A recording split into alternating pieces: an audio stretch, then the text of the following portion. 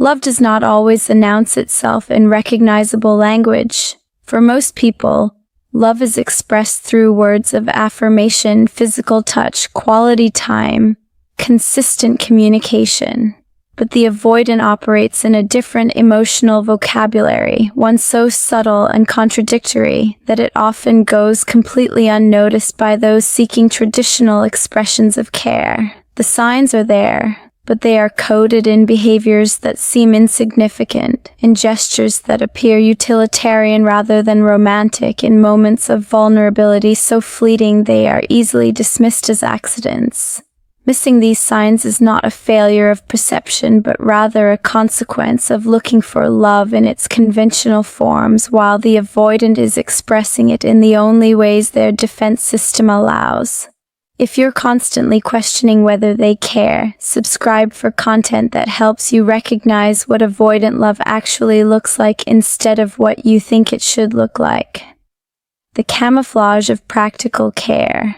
The avoidant rarely says, "I love you" or "I miss you," because these phrases require a level of emotional exposure that triggers their deepest fears. Instead, they show care through actions that can be rationalized as practical rather than emotional.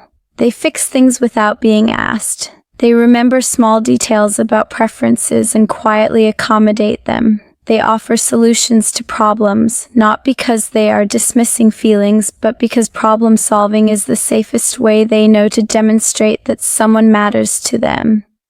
These gestures are easy to miss because they lack the emotional intensity that usually signals romantic investment. There is no grand declaration, no dramatic display, no obvious vulnerability. Just consistent, quiet, practical presence that can be mistaken for mere politeness or duty rather than the profound expression of care that it actually represents for someone who has spent years learning to disguise their emotional investment. The avoidant who fixes your car, who remembers you prefer a specific type of coffee, who quietly handles tasks to make your life easier is expressing love in the only language their nervous system permits. But because these actions are not accompanied by emotional declarations, they are often interpreted as friendship or basic decency rather than the deeply vulnerable offering they actually are. The rare moments of unguarded truth. What makes the avoidance love particularly difficult to recognize is its inconsistency. They can be emotionally available one moment and completely shut down the next. But within this pattern, there are flashes of genuine vulnerability that reveal the depth of what they feel. They might share something deeply personal late at night when their defenses are lowered. They might let their guard slip during a moment of stress and reach for comfort they usually refuse. They might make a comment that suggests they think about the relationship far more than their usual detachment would indicate. These moments are brief and often followed immediately by withdrawal, as if the avoidant realizes they exposed too much and must now compensate by creating distance. The problem is that these vulnerable moments are so fleeting and so quickly retracted that they can seem like anomalies rather than glimpses of authentic feeling. The pattern of advance and retreat makes it nearly impossible to trust that what was revealed in the moment of openness is more real than the coldness that follows. But for the avoidant, those brief moments of vulnerability are extraordinarily significant. They represent a temporary override of their entire defensive structure, a risk so profound that it must be immediately undone. Missing these moments means missing the clearest evidence that beneath the detachment lives someone who feels far more than they can safely express, the terror that looks like indifference. Perhaps the most tragic misreading of avoidant love is interpreting their fear as lack of feeling.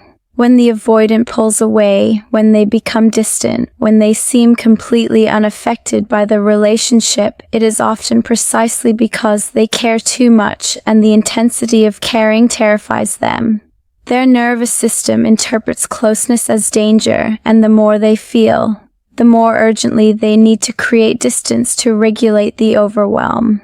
This creates a cruel paradox where the depth of their love is evidenced by the intensity of their withdrawal. They miss the signs of their own love just as much as their partner does, unable to recognize that their panic is not proof that the relationship is wrong, but proof that it matters more than they know how to handle.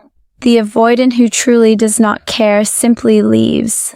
The one who loves stays but keeps their distance, caught in an agonizing space between the terror of intimacy and the terror of loss.